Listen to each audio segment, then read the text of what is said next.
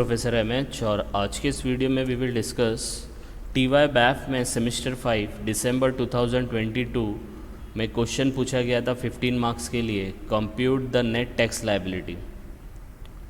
तो इसको कैसे सॉल्व करना है हम लोग इस वीडियो में देखने वाले हैं। सबसे पहले ये नेट टैक्स लायबिलिटी क्या होता है वो देखेंगे, फिर उसके बाद सम को सॉल्व करने का ट्राई करेंगे। तो सबसे पहला जो नेट टैक्स लायबिलिटी का मतलब होता है, नाम से ही पता चल रहा है नेट टैक्स लायबिलिटी मतलब आपको कितना टैक्स भरने को आ सकता है। तो याद रखना है इसका एकदम सिंपल सा फॉर्मेट है कि जितना भी टैक्स आपने सेल्स पे कलेक्ट किया है माइनस जितना भी टैक्स आपने परचेज पे पे किया है माइनस करो, और अगर आपके पास ओपनिंग कुछ है, पहले से कुछ क्रेडिट बचा है तो ओपनिंग माइनस करो, जो बैलेंस बचेगा that is your net tax liability. ठीक है, इसका फॉर्मेट का एक्सप्लेनेशन, इसके थ्योरी का एक्सप्लेनेशन ऑलरेडी मैंने वीडियो बना के अपलोड कर दिया है, लिंक डिस्क्रिप्शन में है, आप वहाँ पे जाके इसको और अच्छे से समझ सकते हैं। तो let's start with computation of net tax liability. Question था कि messrs KB is a registered dealer in the state of Gujarat. याद रखना है, ये ध्यान में रखना है कौन से स्टेट में रजिस्टर्ड है, वो गुजरात में है। Provide the following information about the business for the month of August, नहीं है अक्टूबर है। The details about various transaction of done in October are as under. तो ये इन्फॉर्मेशन दिया है, देखो इतना सब दिया है 1 2 3 4 5 6 7 8 है। अब इसमें हम लोग को चेक करना है क्योंकि नेट टैक्स लायबिलिटी का फॉर्मेट क्या है, tax on sales minus purchase देखना है। तो देखना है इसमें सेल्स कितनी ट्रांजैक्शन है और परचेज कितनी है। तो पहले देख लेते हैं, देखो service charges for service provided, तो सर्विस आप प्रोवाइड कर रहे हो तो ये आपके लिए सेल्स हो गया। ठीक है, फिर गुड्स सोल्ड, सोल्ड है तो सेल ही होगा, ये भी सेल है। फिर consultancy charges for service provided, provide किया है तो सेल्स है, तो ये भी सेल्स है।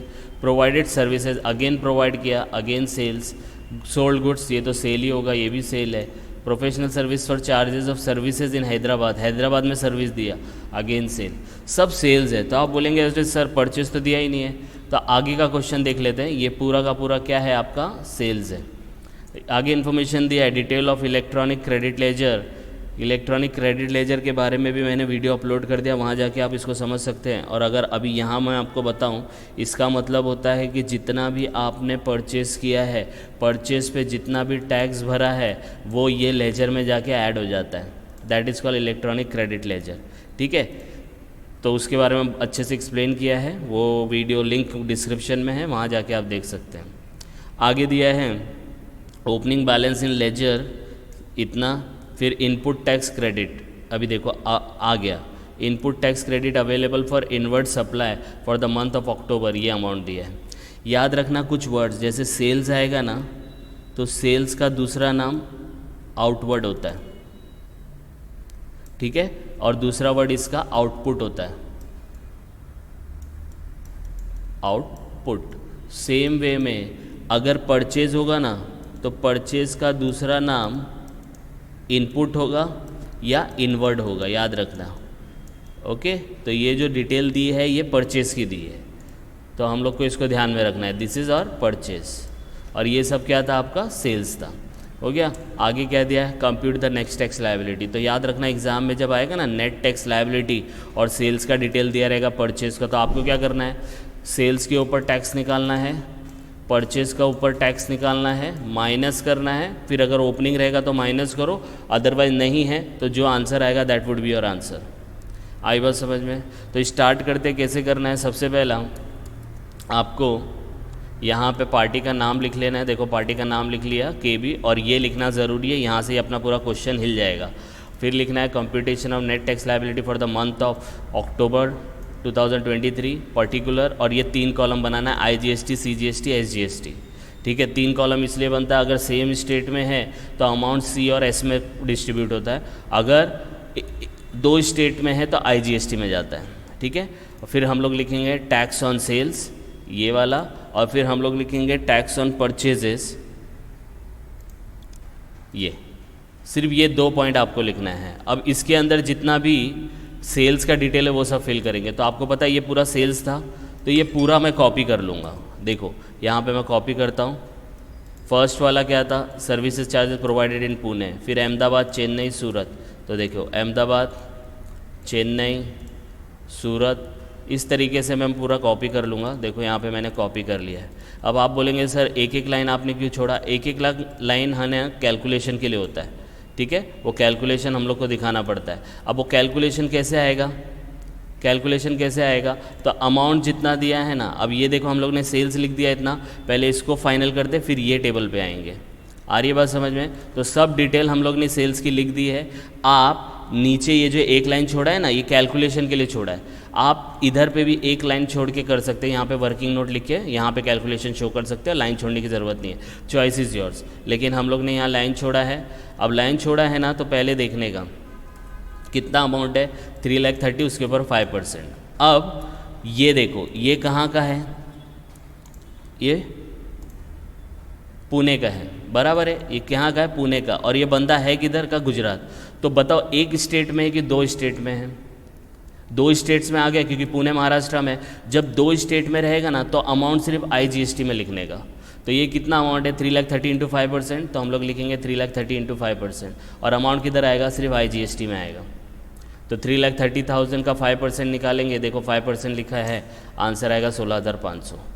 सेम वे में दूसरा देखो, सेल किया है अहमदाबाद और गुजरात दोनों एक ही स्टेट में है। तो अमाउंट कितना दिया है, 2,10,000 इंटू 5%, तो हम लोग लिखेंगे 2,10,000 इंटू 5%। लेकिन जब एक ही स्टेट में रहेगा ना, तो अमाउंट दो में बाइफर्केट होगा। तो ये 5% है ना, तो आपको यहाँ लिखना पड़ेगा 2.5 ईच, ऐसे करके। नहीं भी लिखेंगे चलेगा, लेकिन अमाउंट लिखने का। तो इधर पे देखो क्या आएगा, 2,10,000 का 2.5% और 2,10,000 का 2.5% इधर पे भी आएगा। इसका मतलब है अगर एक ही स्टेट में सेल है या एक ही स्टेट में परचेज है, तो अमाउंट आप ये दो कॉलम में लिखेंगे।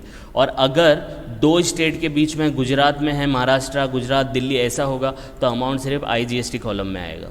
ठीक है, देखो चेन्नई आ गया, चेन्नई तमिलनाडु, तो ये गुजरात दो स्टेट में हो गया, तो अमाउंट कितना आएगा, एक कॉलम में आएगा, तो यहाँ पे आएगा। तो देखो 1,575 का 5%, इधर लिखा 7,875।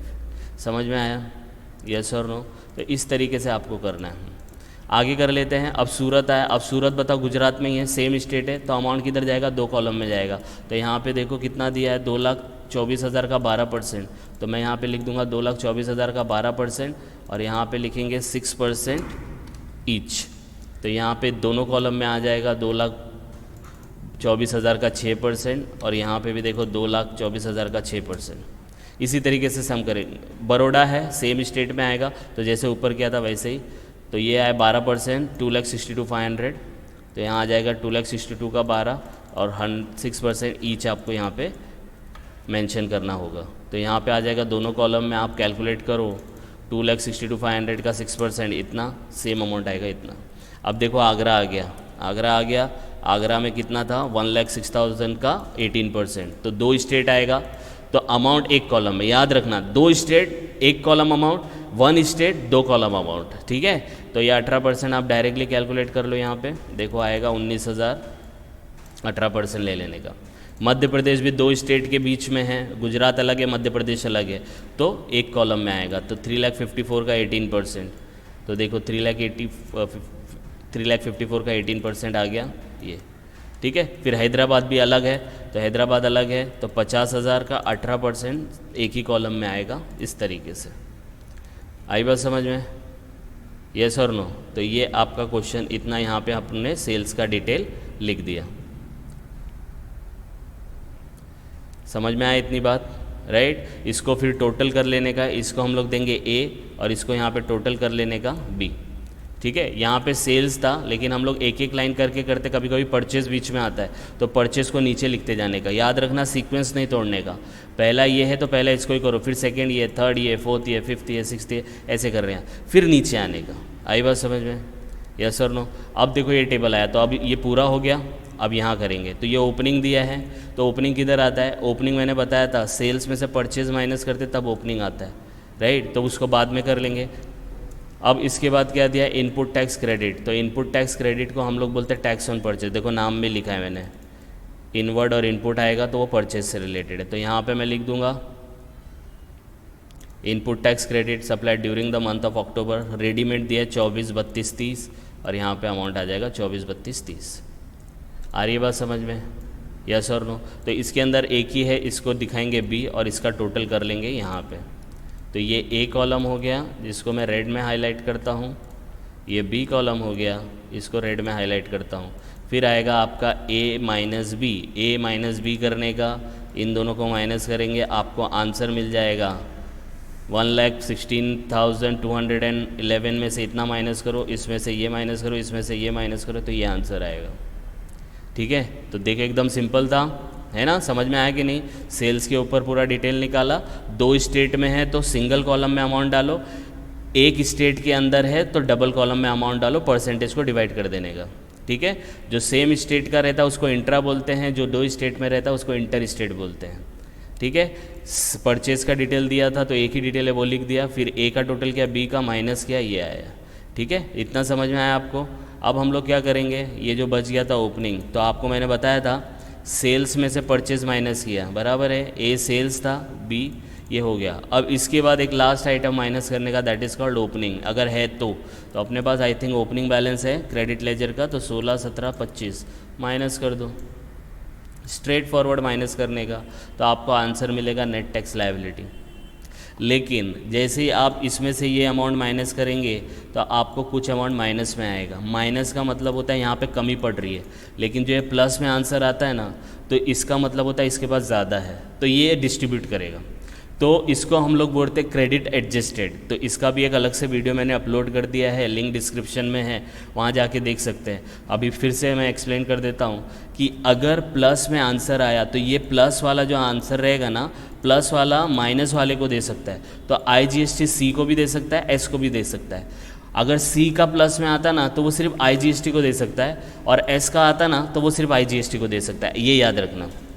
आई वाला अगर आई का आंसर प्लस में है तो वो सी और एस दोनों को देगा, लेकिन सी और एस का अगर प्लस में है ना तो वो सिर्फ आई को देगा, ये दोनों नहीं देते। ये आप ऐसा समझ लो, सेंट्रल गवर्नमेंट और स्टेट गवर्नमेंट, तो ये लोग आपस में नहीं मिलते, है ना? सेंटर वाला कुछ और बोलता है, स्टेट वाला कुछ और बोलता है, राइट? तो ये याद रखना। तो ये प्लस में IGST है तो IGST सी और एस को दे सकता है, कोई भी हार्ड एंड फास्ट रूल नहीं है, कोई भी रेशियो में दे सकता है।